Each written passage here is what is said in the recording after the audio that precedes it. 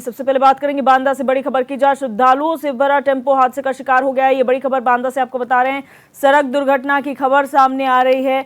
एक टेम्पो में श्रद्धालु सवार थे, वो हादसा का शिकार हो गए। टायर फटने से बड़ा हादसा हुआ है। एक व्यक्ति की मौत हुई है, वहीं 29 लोग घायल बताए जा रहे हैं। सभी घायलों को अस्पताल पहुंचा दिया गया है। पचनेही से चित्रकूट तीर्थ स्थल दर्शन के लिए सभी लोग जा रहे थे। बिसंडा थाना क्षेत्र के बुंदेलखंड एक्सप्रेसवे का ये पूरा मामला है।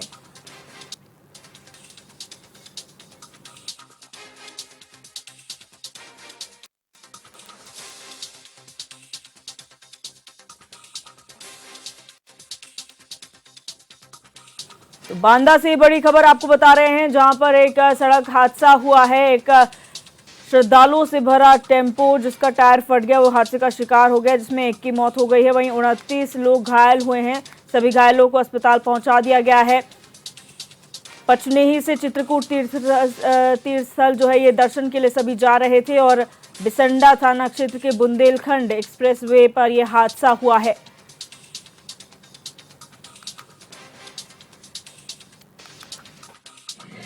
तो गाँव में वहाँ दर्शन करने के लिए सुबह निकले थे लगभग 9:30 बजे।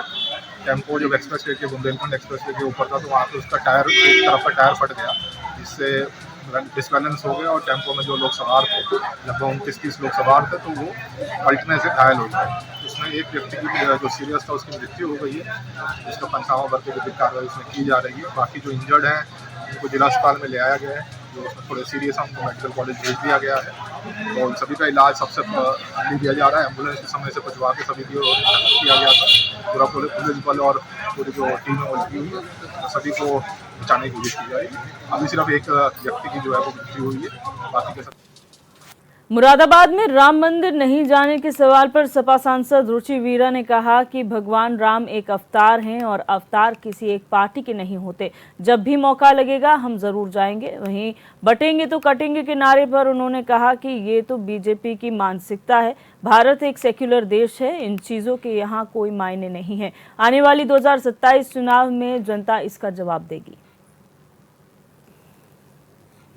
देखिए, एक तो समाजवादी पार्टी सभी को जोड़कर साथ में चलने की रणनीति है। हमारे राष्ट्रीय अध्यक्ष अखिलेश यादव जी ने जो अभी पिछले दिनों आम चुनाव हुए, उसमें जो पीडीए का एक्सपेरिमेंट करा, वो भी बहुत कामयाब रहा। उसी के आधार पे अब फिर चुनाव लड़ा जाएगा।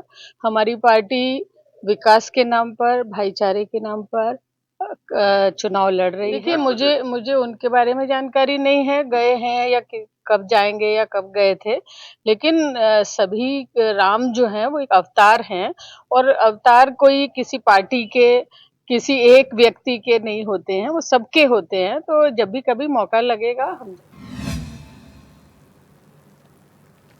बिजनौर शहर कोतवाली के पुलिस लाइन पर यातायात माह का डीएम अंकित अग्रवाल, एसपी अभिषेक झा ने शुभारंभ किया, जहां डीएम और एसपी ने यातायात रैली को हरी झंडी दिखाकर रवाना किया। ये रैली शहर के प्रमुख मार्गों से होकर गुजरेगी। इस मौके पर लोगों से यातायात नियमों के पालन करने की अपील की गई। यूनियन है, उनके ड्राइवर्स हैं, ट्रक ड्राइवर्स हैं, हमें जो भी है इसको आराम से ही समझाना है। यहाँ पे अलग अलग कॉलेजेस के, स्कूल्स के बच्चे आए हुए थे। पुलिस विभाग के, ट्रैफिक विभाग के बहुत सारे लोग यहाँ पे उपस्थित थे। उन सभी को निर्देशित किया गया कि किस प्रकार से हमें यातायात माह में आगे काम करना है। जो हम लोगों का मेन फोकस रहेगा कि जो हमारे 2 व्हीलर वाहन पे चल रहे हैं वो लोग हेलमेट लगा के चलें, उसमें जागरूकता का काम किया जाएगा। जो 4 व्हीलर्स पे चल रहे हैं वो सीट बेल्ट पहन के चलें। और इसके अलावा जो हमारे ट्रक ड्राइवर्स या जो कमर्शियल व्हीकल के ड्राइवर्स हैं, उन सबको भी जागरूक किया जाएगा कि वो भी ट्रैफिक रूल्स का पालन करें। देखिए, हर वर्ष की भांति जो है शासन के निर्देश के क्रम में जिलाधिकारी महोदय और मेरी मौजूदगी में जो यातायात माह का आरंभ किया गया है। इसमें सभी ट्रैफिक के कर्मचारी और एनसीसी कैडेट्स और स्कूलों के बच्चे जो है शामिल हैं, जिन्हें ट्रैफिक नियमों के प्रति जागरूक किया गया है। और इसमें एक छोटी सी एक ट्रैफिक जागरूकता रैली निकाली गई है, जिससे कि लोगों को मादक पदार्थों के सेवन करके ड्राइविंग न करने के संबंध में और हेलमेट पहनने के संबंध में, स्पीड लिमिट में ड्राइव करने के संबंध में। वहीं गाजीपुर में सड़क दुर्घटनाओं और उनसे होने वाली मौतों को रोकने के लिए अभियान चलाया जा रहा है, जिसके तहत लोगों को जागरूक करने के लिए नंबर के माफ कीजिए, नवंबर के महीने को यातायात महीने के रूप में मनाने का निर्णय लिया गया है। इसी क्रम में 1 नवंबर को यातायात माह की शुरुआत के अवसर पर जिलाधिकारी आरिका अखौरी और पुलिस अधीक्षक ईरज राजा ने पुलिस अधीक्षक कार्यालय से यातायात जागरूकता रैली को हरी झंडी दिखाकर रवाना किया। रैली के दौरान जिलाधिकारी और पुलिस अधीक्षक ने लोगों को यातायात नियमों के लिए जागरूक करते हुए यातायात नियमों के पर्चे वितरित किए।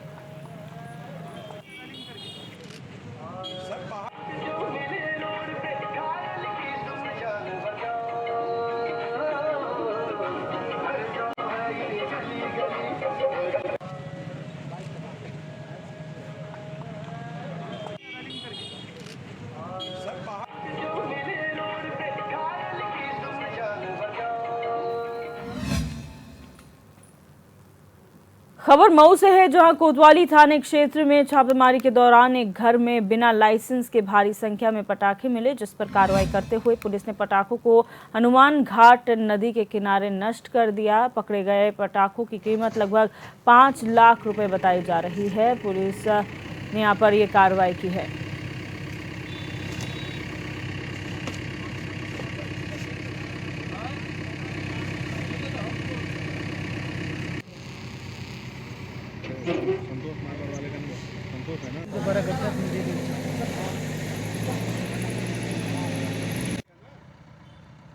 पटाखे पाए गए थे एक घर से, जिनकी कीमत 5 लाख रुपए बताई जा रही है और उन्हें जो है यहाँ पर नष्ट किया गया है। मऊ का ये पूरा मामला है, जहाँ पर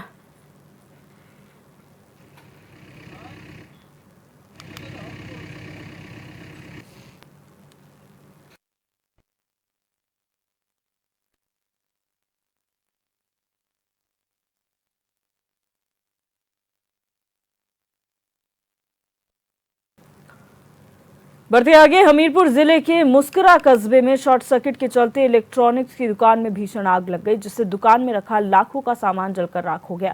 सूचना पर पहुंची फायर ब्रिगेड और ग्रामीणों की मदद से घंटों की मशक्कत के बाद आग पर काबू पाया गया। पीड़ित दुकानदार का कहना है कि दुकान में रखा सामान लगभग 70% जल चुका है और लगभग 25 लाख रुपए का नुकसान हुआ है।